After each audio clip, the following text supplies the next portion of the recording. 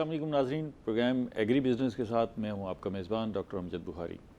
नाज़रीन, गंदम इस वक्त बहुत अहम मरहले में है और आपने मेहनत की है, गंदम काश्त की है, वसाइल खर्च किए हैं, बीज पर पैसे खर्च किए हैं, DAP पर खर्च किए हैं, अब यूरिया पर भी खर्च कर रहे हैं और अब जो है तकरीबन आधा मरहला गुजर गया है, बाकी अब फ्रूट लेने का मरहला है। क्या देखभाल करनी है इस वक्त, गंदम है किस स्टेज पर, क्या चीज़ें जो हैं जो उसे ज़रूरत है ख़ास तौर पर वो सब कुछ करना है और वो क्या चीज़ें हैं जिनसे एहतियात बरतनी है, ये आज का मौजू है।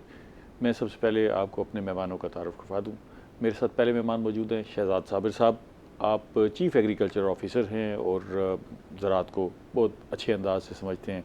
उनसे पूछेंगे गंदम की सूरत हाल का। उनके साथ दूसरे मेहमान मौजूद हैं डॉक्टर मुकर्रब अली साहब। आप ज़राई यूनिवर्सिटी मुल्तान से मुंसलिक हैं, पढ़ाते हैं, तहकीक करते हैं। उनसे भी जानेंगे कि गंदम की सूरत हाल इस वक्त क्या है। बहुत शुक्रिया आप दोनों मेहमानों का। शहजाद साहब, पहले तो ये बताइएगा कि गंदम की इस वक्त कैफियत है क्या, किस हालत में खड़ी है फसल? जी शुक्रिया मुखर साहब। बिस्मिल्लाहिर्रहमानिर्रहीम। इस वक्त हमारी जो गंदम है बहुत ही अच्छी हालत में खड़ी है। उसकी ग्रोथ बड़ी अच्छी है, उसकी लुक बड़ी अच्छी है। ये परेशानी थी कि भाई टेम्परेचर जो है वो नीचे नहीं जा रहा और उसकी वजह से टिलरिंग नहीं हो रही और वो परेशानी ख़त्म हो गई है। जी बिल्कुल ऐसी, बिल्कुल ऐसी। इसमें हमें वो गंदम जो लोगों ने अक्टूबर में लगा ली थी उसकी टिलरिंग का हमें प्रॉब्लम आया, लेकिन इसके बावजूद उसकी जर्मिनेशन बेहतर थी। अच्छा, हमें जो पैदावार ठीक हुई? जी पैदावार ठीक आएगी इंशाल्लाह, ठीक आएगी। अब जो गंदम हमारे पास है जो 20 नवंबर से पहले की लगी हुई है, ठीक है, उसकी कंडीशन बहुत अच्छी है। इवन जो लोग टाइम पे नहीं लगा सके, ठीक है, वो भी बड़ी अच्छी हो गई है। इसलिए कि फॉग से एक तो उसकी टिलरिंग बड़ी अच्छी हुई है, बड़ी अच्छी हो गई। बड़ी अच्छी फॉग भी तो है। कमाल ही फॉग पड़ी है और सर्दी भी जी कमाल, जी जिसको हम तरस रहे थे वो पिछली अगली कसर निकल गई जी सारी। बिल्कुल ऐसी है। और ये सर्दी गंदम के लिए बहुत अच्छी है, बहुत अच्छी है। अच्छा, और उसकी टिलरिंग बहुत अच्छी हो जाती है, अच्छा, नाली अच्छी बन जाती है। ये दूसरा ये है कि जो वेदर है 4-5 डिग्री रात को होता है, ये ठीक है हमारे जी लिए? बिल्कुल, इसकी टिलरिंग बहुत अच्छी। दूसरा अच्छा, ये ओस पड़ती है ना जी, ओस से दो फायदे होते हैं। एक तो पानी का हमें जो जल्दी ज़रूरत नहीं पड़ती। दूसरा ये है कि ओस से नाइट्रोजन भी ऐड होती है उसमें, जैसे बारिश से नाइट्रोजन ऐड होती है, उसी इसी तरह तरह ओस से भी ओस से भी नाइट्रोजन ऐड होती है। तो ये दो फैक्टर्स ऐसे हैं। इसका एडवांटेज जो है वो भी डिस्कस करें, लेकिन लेटर स्टेज पे हो सकता है कि अगर ये प्रोलॉन्ग करता है तो हमें वो विजिलेंट डॉक्टर रहना साहब से पूछेंगे चाहिए। भी जी जी उसके डिसएडवांटेजेस, जी आपसे एडवांटेजेस ही पूछ जी लेते जी हैं ज़्यादा। और ये खुशकिस्मती ये है, देखें आज इस साल जो गंदम की फसल लगी है ना जी, पाकिस्तान की तारीख की रिकॉर्ड 1,74,00,000 एकड़ के ऊपर तकरीबन गंदम की अच्छा, फसल ये काश्त हुई हमारी है। मुल्की तारीख का रिकॉर्ड है? जी जी, हमारी अच्छा, पंजाब की मुल्की तारीख का रिकॉर्ड है कि पाकिस्तान पंजाब में आज से पहले इतनी गंदम कभी काश्त नहीं हुई। फिर इसका मतलब पैदावार भी इंशाल्लाह इतनी होगी जी, जो इससे पहले कभी नहीं हुई होगी। पैदावार ना सिर्फ एरिया के हिसाब से बढ़ेगी, बल्कि जितनी अच्छी क्रॉप इस वक्त कंडीशन है, देखिए सारे प्लस फैक्टर हैं। टाइम पे गंदम लग गई, लोगों ने फास्फोरस पिछले साल से ज़्यादा इस्तेमाल की, ठीक है ना जी, और पानी भी टाइम पे मिल गया और नाइट्रोजन खाद भी टाइम पे मिल गई। ये सारे वो फैक्टर है। मिली यूरिया के लिए तो लोग बड़े परेशान नहीं, मुल्तान में हमें कोई प्रॉब्लम नहीं थी, कोई प्रॉब्लम नहीं थी हमें। ये जो लोग आगे गिला करते हैं कि यूरिया नहीं मिल रही, यूरिया नहीं मिल रही, क्या मसला क्या है? देखिए पता क्या है, हमारे पास देखें मुल्तान में कोई 2 लाख फार्मर है। अब 2 लाख फार्मर, हमारे पास डीलर जो है वो ऑलमोस्ट 509 डीलर हैं जो इन सारे 2 लाख, और उनमें भी ऐसी भी वो डीलर जो 300 के करीब हैं जिनको खाद का बिजनेस कर रहे हैं एक्टिवली, जिनको खाद आ रही है, पैसे फैक्ट्रियों को भेज रहे हैं, उनके पास खाद आ रही है। और डेली हमारे पास जो एवरेज खाद आ रही है जिन डीलर के पास, वो 70 से 80 है। अच्छा, यानी जिनके पास एक दिन में खाद आ रही है।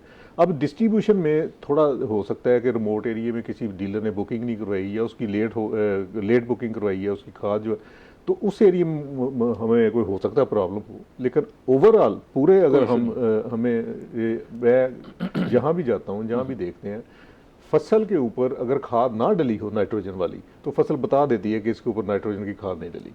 क्या उसके कलर से रंगत से पता चल जाता है। थोड़ी पिलाहट होगी थोड़ी, ठीक है, लश्करीन है तो इसका मतलब है हाँ जी, डेफिनेटली। तो देखें गंदम के खेत में ही आपको एक जगह जहां खाद ना डली हो ना, वहाँ से वहां से ही जाएगा। पता चलता था, उसकी रंगत से पता चल जाता कि इस जगह पे वो कद मिस हो कद से गया। भी वो अंदाजा हो सकता है कि कद ठीक खड़ा हुआ है, या नहीं, वो तो काश के अरसे पर है ना जी कि आपने जी किस जी, वक्त काटी। कद जो है ना जी गंदम का, वो जो गंदम की फसल 135-40 दिन की है। अब जो गंदम फील्ड में हमारी खड़ी है वो 60 से 70 दिन की है। जब 60 से 70 दिन की फसल हो गई है तो इसका मतलब उसकी नाली बन गई है, और 10-15 दिन के बाद उसका सिटा निकलना शुरू हो जाएगा। ठीक है ना जी।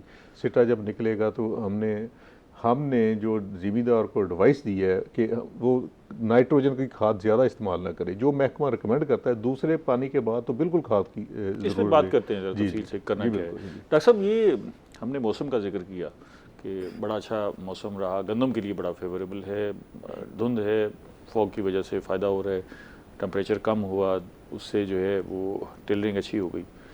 ये कब तक ऐसे बरकरार रहना हमें सूट करता है? ये भी तो ना हो ना कि इसका अरसा लंबा हो जाए।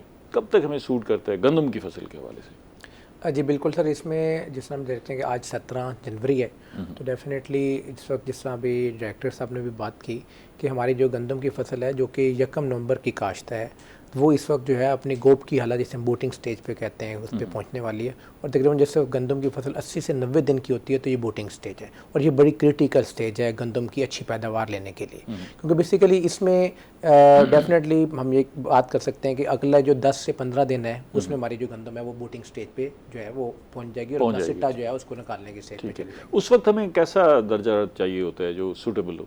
जी उसमें बेसिकली ये है कि जिस तरह ये जो अभी धुंध का सेटअप चल रहा है, तो अगर ये कोई 8 से 10 दिन के बाद ये जो वेव है ये कम हो जाती है और हमें कुछ जो है सनी डेज मिल जाते हैं, तो ये ज़्यादा बेहतर होगा हमारे लिए। क्योंकि इसमें अगर मॉइस्चर कंटेंट ज़्यादा रहते हैं तो इसमें ये कि फिर जो है हमें जो है रस्ट का प्रॉब्लम जो है वो हमारी जो है ना गंदम उससे इफेक्ट हो सकती है। तो इसमें बेसिकली यहाँ पे यही रिकमेंड करना चाहिए कि हमें हमारे जो फार्मर्स हैं वो विजिलेंट रहें, और अपनी जो गंदम है उसकी जो है डिजीज़ स्काउटिंग भी करते रहे साथ के साथ, कि ताकि जो है ना, क्योंकि ये जब रस्ट आती है स्टार्टिंग में, अगर इसको शुरू में ही हम इसको टैकल कर लें तो ये काफ़ी हद तक जो है ना हमारा ज़िम्मेदार अपने डिजीज़ के जो नेगेटिव इफेक्ट्स हैं यील्ड पर उससे बच इसमें सकता है। थ्रेट्स पे बात करते हैं और फिर हमें स्काउटिंग का तरीका भी बता दीजिएगा ताकि लोगों को आसानी रहे। लेकिन ये अगर वेदर इसी तरह कंटिन्यू करता है, जी बरकरार रहता है, तो फिर हमें रस्ट के हवाले से विजिलेंट होना चाहिए, मतलब रस्ट का खदशा बढ़ जाएगा। जी अच्छा, ये जो धूप निकलती है, धूप अगर उसमें शाइनिंग ज़्यादा है तो फिर उसमें रस्ट में कमी होगी, ऐसे जी उसका इम्कान कम होगा। धूप के साथ और मॉइस्चर कंटेंट डेफिनेटली, कि इस वक्त धुंध के साथ मॉइस्चर कंटेंट हमारे जो है ना बढ़ रहे हैं। अच्छा। और इसमें सर एक चीज़ और जो बड़ी इंपॉर्टेंट है, जिसको बड़ा हमारे ज़िम्मेदार दोस्तों को क्रिटिकली देखना है, वो ये है कि हमारे कुछ दोस्त हैं जिन्होंने अभी तक वीडीसाइड का इस्तेमाल नहीं किया, क्योंकि कंटिन्यूसली वीडीसाइड पे बात कर लेते हैं। लेकिन ये मैं ये जानना चाह रहा था कि ये अभी जो मौसमी असरात हैं इसको ज़रा देख लें।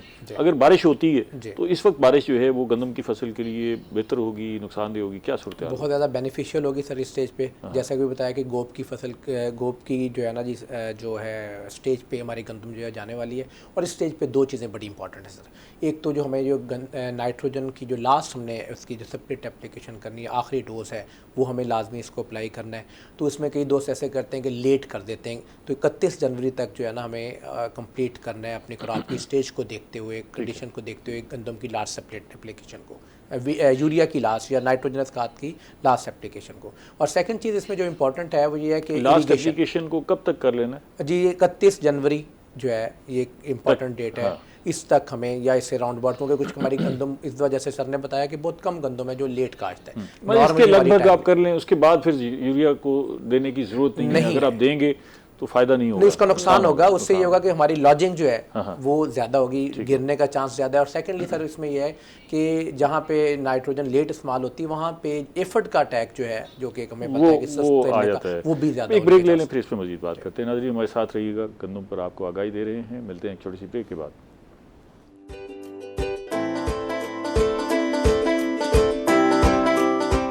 नाज़रीन हम बात कर रहे हैं गंदम की फसल पर। माहिरीन हमारे साथ मौजूद हैं। शहजाद साबिर साहब, ये अभी जिक्र हुआ कि आपने यूरिया जो है वो कब तक अप्लाई करनी है, कि जनवरी के एंड के लगभग सेकंड पानी पे अपनी डोज मुकम्मल कर लें। अच्छा, वो किसी दूसरे पानी के बाद फिर यूरिया देने की जरूरत नहीं है? पड़ी भी है तो फिर भी ना दें, वो पैसे भी जाए करेंगे, नुकसान पड़ी की बात नहीं है। हमारे यहाँ तो यही रिवाज होता है, पानी आ गया तो लगा दो, यूरिया पड़ी है तो खाद डाल दो।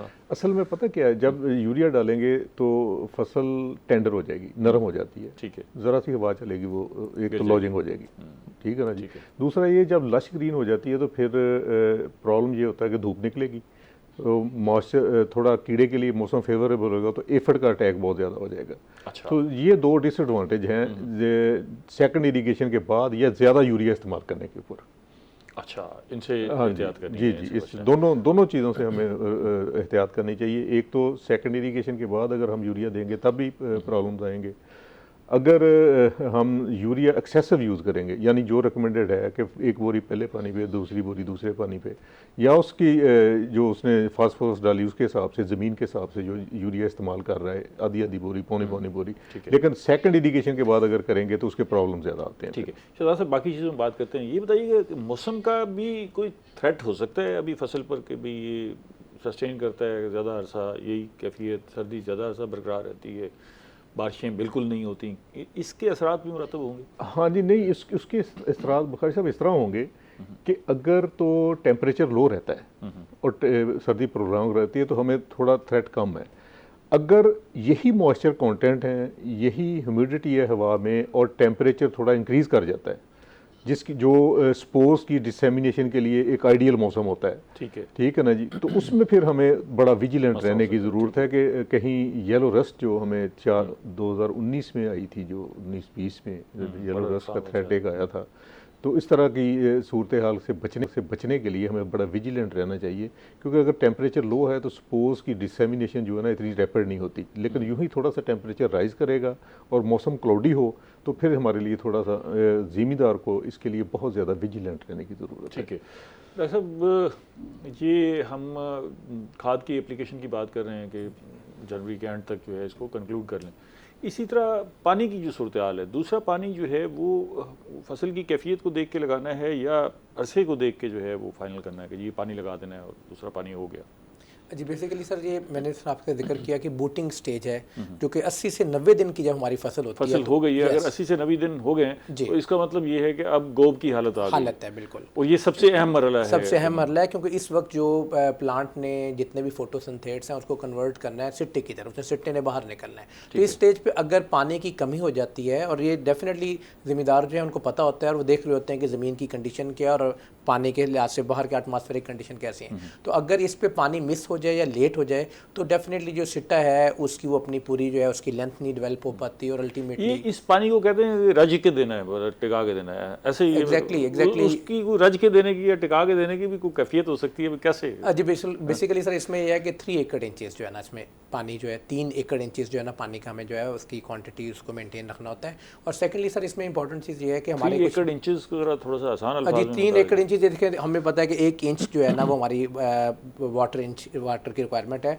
तो आप इसको अगर 3 इंच, जिस तरह 3 इंच है तो हमारे पास सॉइल की जो सरफेस है उसके ऊपर 3 एकड़ इंचेस तक हमने मेंटेन रखना है पानी का वॉल्यूम जो है, मॉइस्चर या पानी को उसकी जो क्वांटिटी को। और सेकेंडली सर इसमें यह है कि हमारे कुछ दोस्त ऐसा करते हैं एक्सेसिव पानी लगाते हैं गंदम को, वो नुकसानदेह है, क्योंकि गंदम में पानी के लिहाज से 3 बड़ी क्रिटिकल स्टेजेस हैं, जिसमें पहली बूटिंग स्टेज, टिलरिंग स्टेज थी जो गुजर गई, जो कि 18 से 25 दिन की थी, और जो सेकंड स्टेज जो इंपॉर्टेंट है वो यही है 80 से 90 दिन की जो बूटिंग स्टेज है। तो इस पे पानी का जो मिस करना है वो पैदावार को 20 से 25% तक नुकसानदेह कर सकता है, को कम कर सकता है।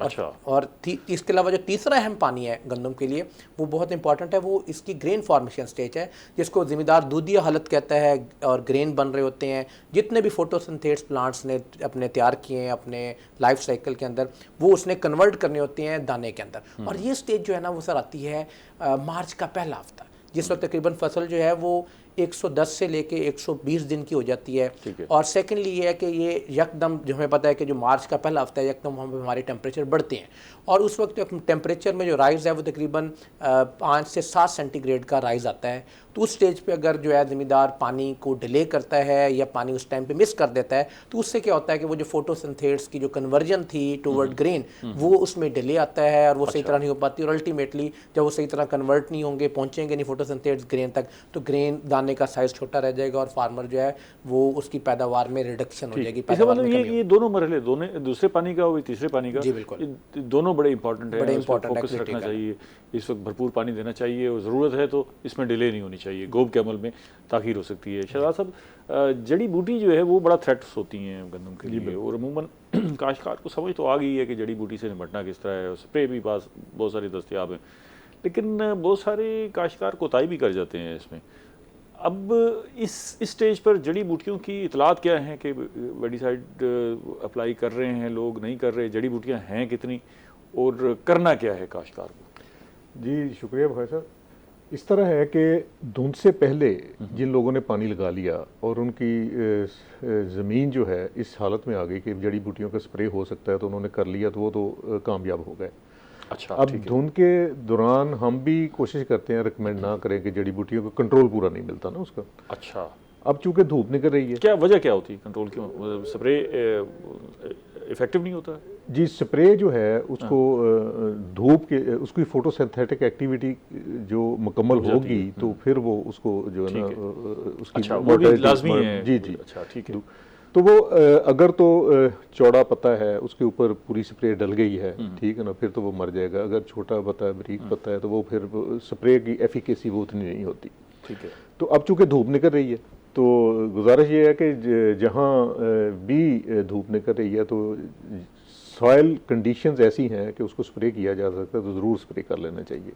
और चौड़े पत्तों की जड़ी बूटियाँ तो शायद सप्रेस हो जाएं, लेकिन जो नैरो लीफ हैं, जो बारीक पत्ते हैं जड़ी बूटियाँ, उनके स्प्रे रह जाएगी जी वो रह जाएंगी। फिर वो उसमें एक और काम होता है कि 2 जड़ी बूटियाँ 3 जड़ी बूटियाँ, लिली है, लिली ऐसी जड़ी बूटी है जो गंदम के साथ साथ चलती रहती है, उसके फिर ठीक है ना।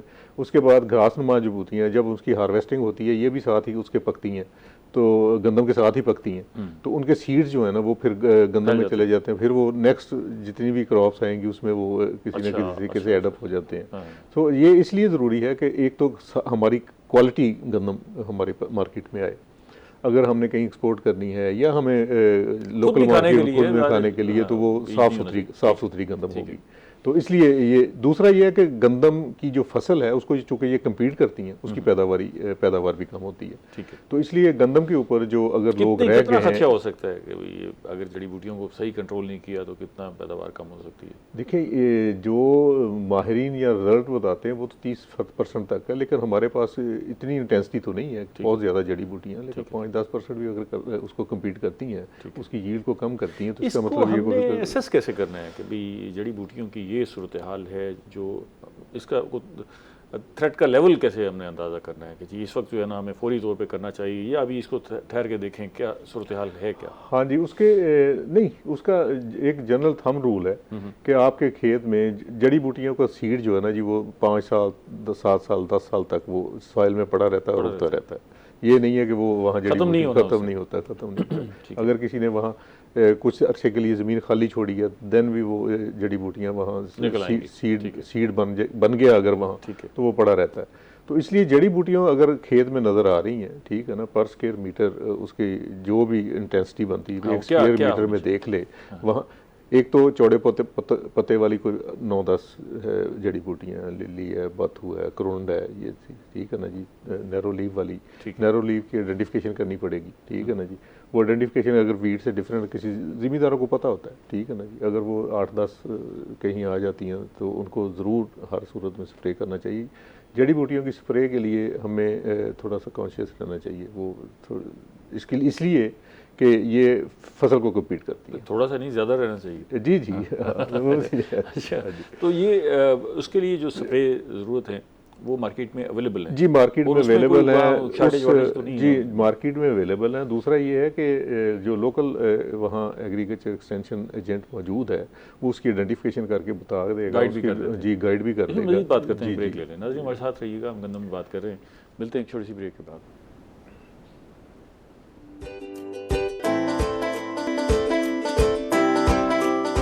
नाज़रीन हम गंदम पे बात कर रहे हैं और एक्सपर्ट हमारे साथ मौजूद हैं। शहजाद साहब, हम जिक्र कर रहे थे कि जड़ी बूटियों के हवाले से बड़ी एहतियात करनी है और जड़ी बूटियों के हवाले से चीज़ों को नज़रअंदाज नहीं करना। जी बिल्कुल, विजिलेंस होनी चाहिए, आप चेक करते रहें और जहाँ भी ज़रूरत है स्प्रे करें, बर वक्त स्प्रे करें।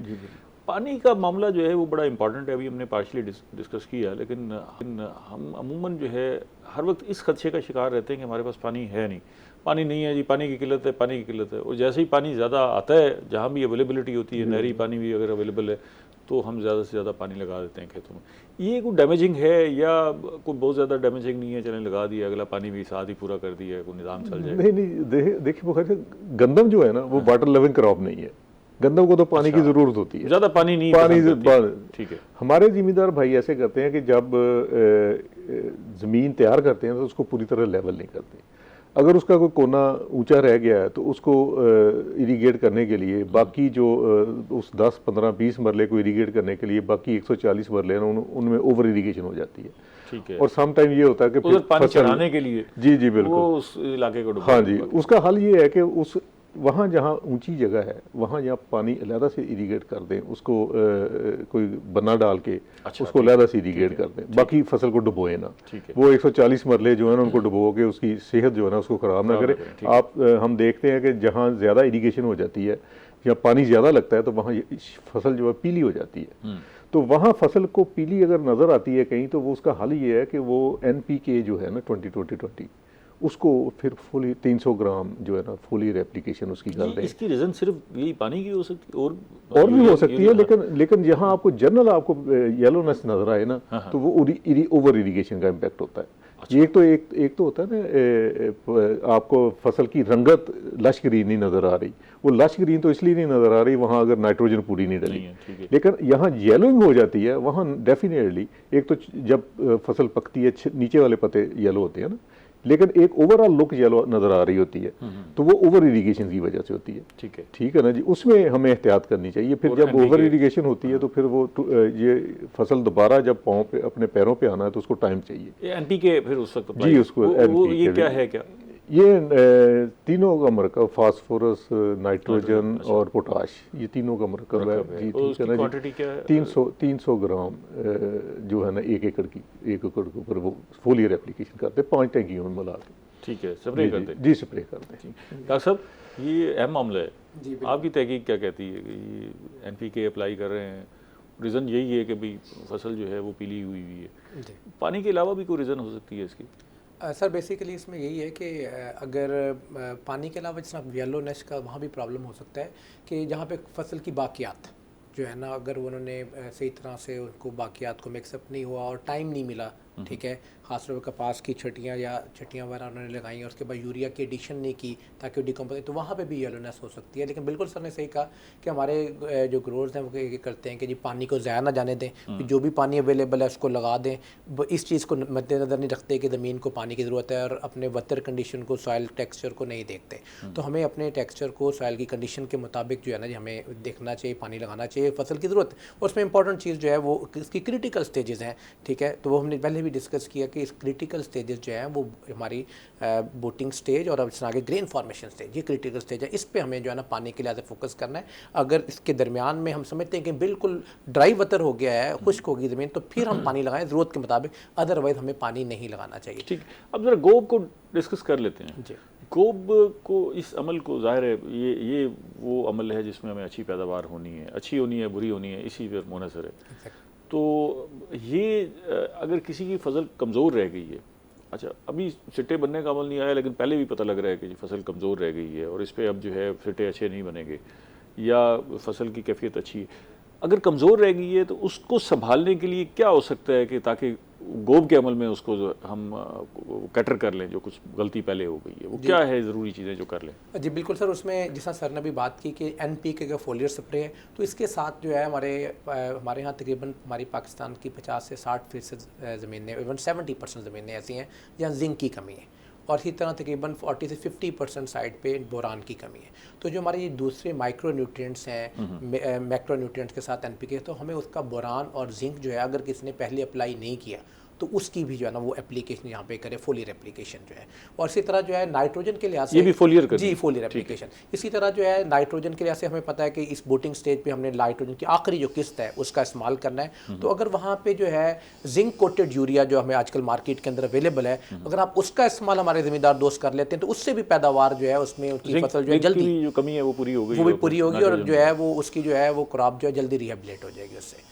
और इसी तरह सर जिस भी बात हुई डिजीज़ के लिहाज से या वीड्स के लिहाज से, तो इसमें इंपॉर्टेंट चीज़ है कि हमारे जो जैसे सर हम कहते हैं ना कि हमारा जो जिम्मेदार है वो स्काउटिंग करता है, उसका फील्ड के अंदर जाना स्काउटिंग है। तो वो अपने जिस तरह वीड्स के लिहाज से वो 1 स्क्वायर मीटर एरिया पे जो है उसको 2 से 3 जगह पे साइड पे जो है उसकी डेंसिटी देख लेता है, तो वहाँ से उसको पता चल जाता है कि जो मेरी वीड्स हैं कौन कौन सी हैं और उनकी इंटेंसिटी किस हिसाब से। तो उस हिसाब से जो है ना फिर जो है वीडीसाइड का इंतखाब करना चाहिए कि हमें, जैसे हमें पता है जो हमारे जो चौड़े पत्ते नुकीले पत्ते वाली जड़ी बूटियाँ हैं, दुम्बी सिटी, जंगली जाई और जवी, ये तीनों जो है एक बिग प्रॉब्लम है। तो इसकी जो वीड स्काउटिंग कर ली जाए तो फिर जो है उस हिसाब से हम जो है ना बेटर जो है with recommendation of agriculture department हम जो है वो अपने वीडीसाइड का इस्तेमाल करेंगे। और डिजीज़ के लिहाज से सर जो है वो बड़ा इंपॉर्टेंट है फरवरी का महीना जो है, ख़ासतौर पे फरवरी के पहले 15 दिन।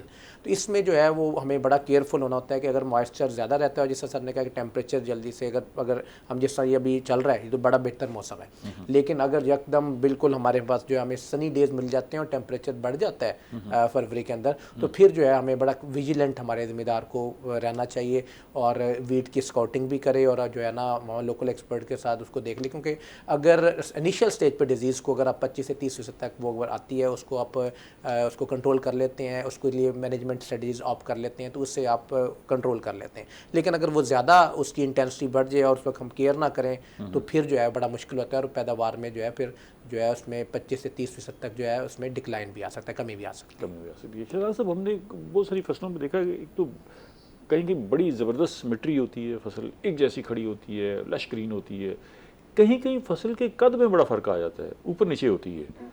इसकी क्या वजह होती है? अगर वो इस स्टेज पर अगर फसल ऐसे खड़ी है तो कोई ऐसी सूरत है कि हम उसकी हालत बेहतर कर सकें? उसमें डॉक्टर अमजद साहब उसमें जो है ना मल्टीपल फैक्टर्स हैं। अच्छा, प्रीवियस क्रॉप कौन सी है, अच्छा, दूसरा उस क्रॉप की ज़मीन की लेवलिंग कैसी है, अच्छा, ये भी अहम है, ये एक बड़ा अहम फैक्टर है। तीसरा ये जो नॉर्मली आप देखेंगे कि ये उन जगहों पे हो गए जहाँ छटा लगता है, छटे से अच्छा, फसल काश्त होती है और फर्टिलाइज़र भी छटे से दी जा रही है, ठीक है ना जी।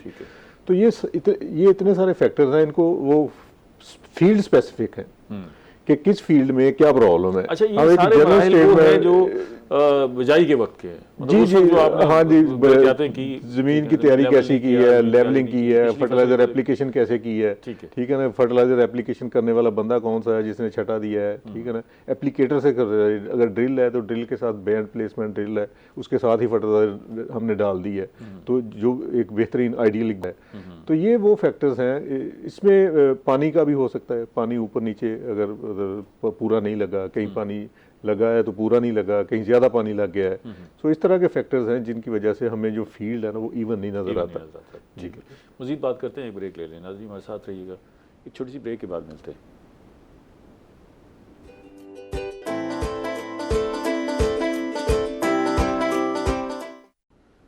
दोबारा से खुशामदीद। हमारे साथ मेहमान मौजूद हैं और हम गंदम पे बात कर रहे हैं।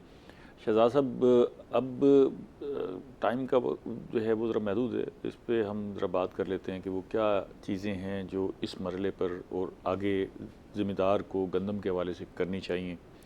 आप वो बता दें कि जी वो क्या ज़रूरी चीज़ें हैं जो करनी चाहिए, और डॉक्टर साहब से पूछेंगे वो क्या ज़रूरी चीज़ें हैं जिनसे बचना चाहिए। जी, मैं अर्ज़ करता हूँ, ऐसे है कि एक तो दूसरा पानी जैसे जैसे लगाते जाते हैं ज़िम्मेदार, अपनी खाद की जो नाइट्रोजन की दूसरी खाद है उसका जो मरहला है ना वो मुकम्मल कर लें। इसके बाद वो ये ना सोचें कि हमने अगले पानी पे किसी पे भी खाद डाल नाइट्रोजन वाला अमल, खाद वाला अमल सारा कंप्लीट कर लें। चाहे उसने नाइट्रोजन डालनी है, चाहे एनपीके चलो बाद में स्प्रे बाद में पानी पाँव ठहरेगा तो फिर होगी ना। अगर उसने जिंक डालनी है, ठीक है ना जी, इसलिए कि ये वो मरहला है जब सिट्टा बनना है तो सिट्टे के पौधे के पास जितनी खुराक हुई वो सारे सिट्टे में मुंतकिल हो वो जाएगी, खींच लेगा, इसलिए ज़्यादा से सिट्टे ज़्यादा में। खुराक जी चाहिए। ठीक बिल्कुल, है। ठीक है ना जी। दूसरा ये है कि अगर किसी ने जड़ी बूटियों का स्प्रे नहीं किया, दिन खुल रहे हैं, धूप निकल रही है, तो वो जड़ी बूटियों का स्प्रे लाजमी कर ले।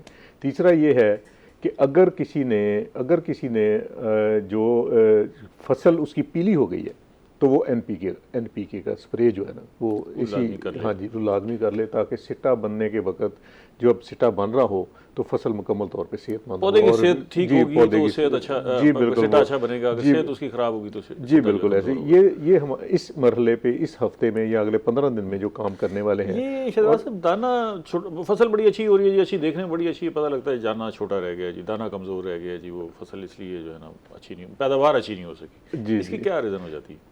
देखिए, पौधे के दो सोर्स हैं।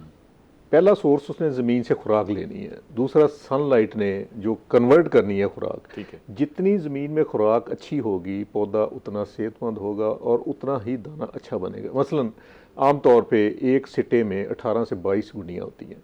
अगर हम फर्टिलाइज़र और उसकी सेहत का ख्याल रखते हैं पौधे की का, तो वो जो स्पाइकलेट्स हैं स्पाइक में वो ज़्यादा हो जाते हैं, तो 22, 23, 24 तक भी चले जाते हैं। ठीक है। इसी तरह एक गुंडी जो होती है, जो स्पाइकलेट होता है, उसमें नॉर्मली जो ग्रेन्स बनते हैं वो उनकी गुंजाइश 5 की होती है। अच्छा, वो 5 ग्रेन पूरे साइज़ के उस वक्त बनेंगे, 4 तो पूरा साइज़ ले लेते हैं, लेकिन 5वां जो दरमियान में होता है तो साइज़ पूरा नहीं बनता। और जो जैसे हम 135-40 दिन की करते हैं कि फसल 135 दिन, पूरी फसल को पूरा टाइम मिल गया मैच्योर होने में। दूसरा ये है कि उसको हमने फर्टिलाइज़र पूरी दी, आखिर जो दाने बनने हैं उसको खुराक मिलेगी तो वो दाने पूरे साइज़ पूरा बनेगा। और सबसे बड़ा फैक्टर जो तीसरा और चौथा, अगर गर्मी आ जाती तो चौथा पानी, वो हमने प्रॉपरली टाइम पे लगा गया। फसल की जो रिक्वायरमेंट है फास्फोरस की, पोटाश की, जिंक की, वो हमने पूरी कर दी। नाइट्रोजन हमने प्रॉपर टाइम पे दे दी, ज़मीन फर्टाइल है। वो जो दाने बनने हैं ना जी, उसने कंट्रीब्यूट करना है दाने के साइज़ ने और नंबर ऑफ ग्रेन्स ने टूवर्ड्स बेटर यील्ड। तो ये खुराक की जैसे जैसे ज़िम्मेदार बेहतर खुराक करता जाता है पौधे की, उसकी जो यील्ड है ना वो ऑटोमेटिकली इंक्रीज करते जाती है। इस वक्त बड़ा अहम मरहला है, मतलब वो जो आपने खर्चे कर लिए हैं, अब बाकी खर्चे से घबराना नहीं है। जी बिल्कुल, जी बिल्कुल। हाँ जी, हमने उसकी खुराक पूरी करके वो नंबर ऑफ स्पाइकलेट्स भी पूरे करने हैं, number of plant population already पूरी हो चुकी है, और जितने एक स्पाइकलेट में ग्रेन है हमने मैक्सिमम कोशिश करनी कि 5 के 5 हम पूरे साइज़ के ले लें। ये मरला दूसरे पानी का है, बड़ा इंपॉर्टेंट है जी तो इस मौके पे हमने बाल सफाई के नाम पे नहरें बंद कर दी है, वो डैमेजिंग नहीं हो जाएगा? नहीं नहीं साहब, ऐसे है कि ये सारा प्लान जो किया गया ना, वो हर इलाके की जो गंदम की फसल काश्त हुई है सामने रख के उसको सामने रख के किया गया। और ये गवर्नमेंट देखें, ये जो बल सफाई या गवर्नमेंट के जो इनिशिएटिव होते हैं ना, ये ऐसे तो नहीं बन जाते। ये पूरी जो एग्रीकल्चर डिपार्टमेंट है, इरिगेशन डिपार्टमेंट है, एडमिनिस्ट्रेशन है और सीएम के विजन के मुताबिक, चूँकि पानी जो नहरों में पानी पूरा होगा तो टेल तक पूरा पानी जाएगा। ठीक है ना जी। टेल वाले बड़े शिकायत करते थे जी हमारे पास पानी नहीं है, पानी नहीं है, ठीक है ना जी। और ये सारी चीज़ें प्लान करके की गई हैं। और ये जी लोग कह रहे थे कि जी हमारे पास इस वक्त पानी बंद कर देंगे तो फिर कैसे गंदम का? नहीं, ये देखिए, ये सारा सिस्टमेटिक किया गया। मतलब अगर शिशमाई नहर है, ठीक है ना, शिशमाई नहर को अगर हमने बंद किया है तो उसके शेड्यूल के मुताबिक बंद किया है। और जो एनुअल कैनाल्स हैं उनकी शेड्यूलिंग इस तरीके से की गई है कि उसकी जो भल सफाई है वो उसकी इरिगेशन को इफेक्ट ना करे। और उसमें ये भी जो है ना, ब्रैकिश वाटर जोन और स्वीट वाटर जोन दोनों को भी मद्देनजर रखा गया, ताकि ब्रैकिश वाटर जोन की प्रायोरिटी पे नहरें जो है ना वो इस तरीके से उनकी भल सफाई हो कि शेड्यूल के मुताबिक उनमें पानी आ जाए, ताकि पानी की कमी ना हो। डॉक्टर साहब, अभी शहजाद साहब ने बताया कि जी वो सारे अवामिल जो करने हैं, जो नहीं करने, जिनसे लाजमी बचना है, वो क्या हैं जो आप बताएं गंदम के काश्तकार? जी बिल्कुल, उसमें सबसे पहले नंबर पे तो ये है कि जो है ना, हमारी दो तीन किस्म की गंदम है। एक तो जैसा सर ने भी बात की कि कुछ ऐसी गंदम है जो अक्टूबर के आखिरी हफ्ते के अंदर लगी, और फिर हमारी मेजॉरिटी गंदम जो है वो नवंबर के अंदर। कुछ ऐसा है जो कुछ एरिया में लोग लेट हो गए,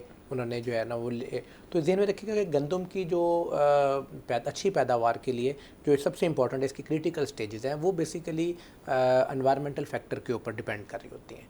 तो जब हम लेट काश्त करते हैं ना, तो वो जो उनका टाइम है, उसका ग्रोथ का टाइम है, वो कम हो जाता है।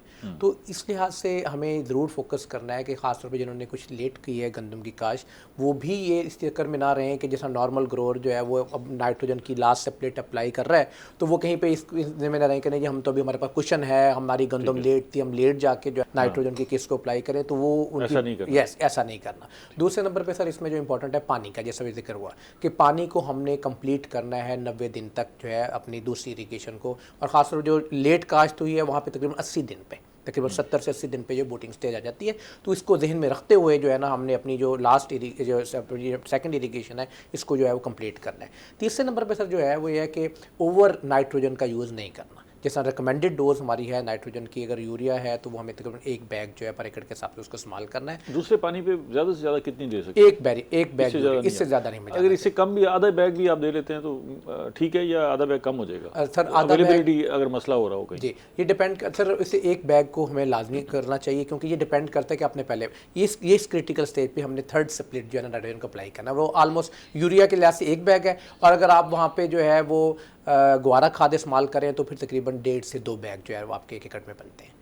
और सेकेंडली सर इसमें यह है कि जो हमारा फरवरी का महीना है वो बड़ा क्रिटिकल है, उसके अंदर हमें 2 चीज़ों जो है उनका बड़ा ख्याल रखना है। एक तो डिजीज़ जिसका भी रस का काफ़ी यहाँ पे डिस्कस हुआ, और दूसरे नंबर पे जो है वो हमारे पास जो है एफर्ड का अटैक, जिसे हम सुस्त तेला कहते हैं, उसका अटैक होता है।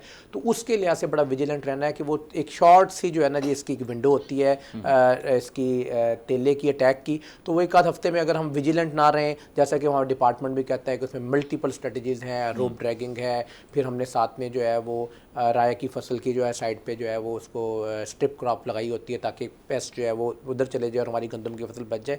और तीसरे नंबर पे जो है जब आजकल एक और एक प्रॉब्लम है कट वर्म जिस समय कहते हैं, तो जहाँ पे कहीं पे फार्मर हमारे देखेंगे कट वर्म का, जिसे चोर कीड़ा भी कहा जाता है, काटता है जैसे, तो वहाँ पे अटैक उसका आ रहा है, तो वहाँ पे भी पानी जो है ना खुश ज़मीन होगी तो अटैक ज़्यादा होगा, अगर वहाँ पे लाइट इरीगेशन कर देते हैं तो वहाँ पे उसके प्रॉब्लम से फार्मर बच जाएगा, उसकी गंदम जो है वो कट वर्म के अटैक से बच जाएगी।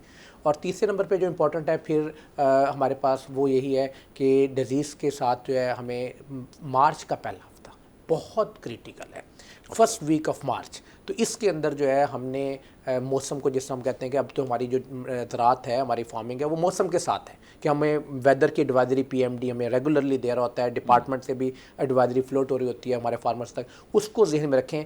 जो ही देखें कि टेम्परेचर जो है मार्च के अंदर एकदम बड़ा है, तो वो हमारे पास 5 से 6 दिन का एक विंडो होती है, उसमें हमें जो अपनी जो लास्ट इरीगेशन है जी उसको जो है ना वो कंप्लीट करना है। अगर उसमें डिले करते हैं तो डेफिनेटली डिक्लाइन आएगा। जैसे सर आपने बड़ी डिटेल से भी बात की कि जी ये गंदम का जो हम देखते हैं कि फार्मर बड़ी मेहनत करता है और अच्छी पैदावार आ रही है, बट एट द एंड देखता है कि ग्रेन साइज जो है श्रिंक हो गया और पैदावार में 30% 20% डिक्लाइन आ, तो उसकी सबसे बड़ी रीज़न यही है कि हमारे जो ग्रोअर्स जो है वो मार्च के अंदर जो लेट कर देते हैं गंदम को, पानी की आखिरी पानी की जो एप्लीकेशन है उससे डिक्लाइन आता है पैदावार। मैं आपसे गंदम के जायके को इन्हांस करने के लिए बात करना चाहता था, लेकिन प्रोग्राम का वक्त खत्म हो गया, फिर किसी वक्त इस पर बात करेंगे। आप दोनों मेहमानों का बेहद शुक्रिया। नाज़रीन, हमने गंदम में बात की, बहुत अहम मरला है। अभी आपको जो अगला स्टेज आ रही है वो गोब का है। गोब ये है कि सिट्टा बनना है गंदम की फसल पे, और सिट्टे से ही आपको पैदावार मिलनी है। तो इस वक्त एहतियात करें, वो सारी एहतियातें जो आपको बताई हैं उनको मद्देनज़र रखें, उन पर अमल करें, और जो काम आपको बताए नहीं करने उनसे बचें ताकि हम अच्छी पैदावार हासिल कर सकें। अगले प्रोग्राम तक इजाज़त दीजिए। अल्लाह ने के बाद।